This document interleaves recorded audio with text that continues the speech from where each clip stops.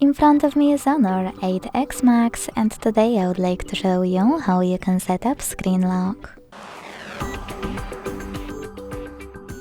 Begin by opening Settings and scrolling down to access Security and Privacy. Then click on Lock Screen Password.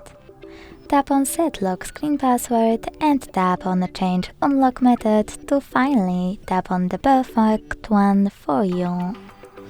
4-digit PIN, custom PIN, pattern or password.